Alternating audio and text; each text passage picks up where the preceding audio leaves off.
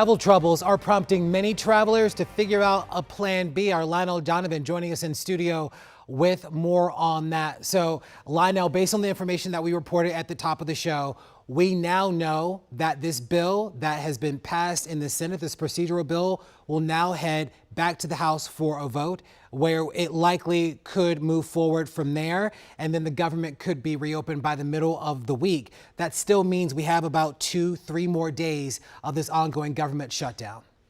That is correct, Larry. One thing to keep in mind, though, is that U.S. Transportation Secretary Sean Duffy said on Friday that even if the government reopened immediately, air travel will still be reduced because it would take time for enough air traffic controllers to be brought back into work.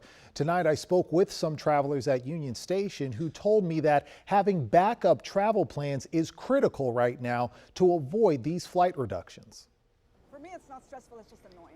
Beth Garner says riding the Amtrak isn't new for her. However, she was hoping a quick flight would get her back to Newark fast after a reunion in D.C. Then she learned her flight was canceled. They booked me onto something tomorrow morning, but of course I can't go tomorrow morning. I have even, stuff to do. So I was like, all right, Amtrak, here we go.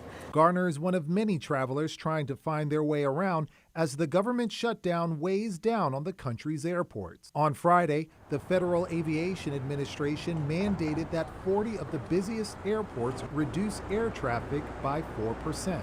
And U.S. Transportation Secretary Sean Duffy warns the longer the government stays closed and air traffic controllers go without pay, more planes will stay on the ground. The safest way to do this is to get to 10%, to do a step approach, and do it. We're doing a 4%, and then as you see, 4 days later we do 2, 2 days later we do another 2.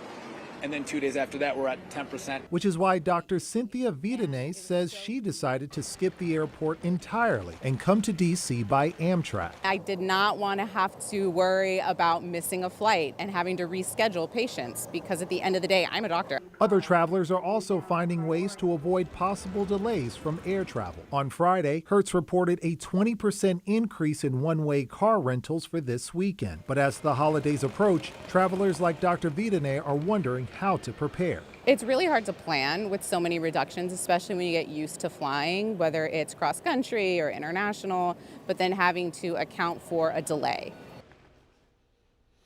Now, Larry, as you were saying earlier, this deal that has been reached in the Senate still has to make its way through the House, which is likely to happen later this week. And currently, the deal on the table does not include extensions of Affordable Care Act subsidies, which Democrats originally fought for.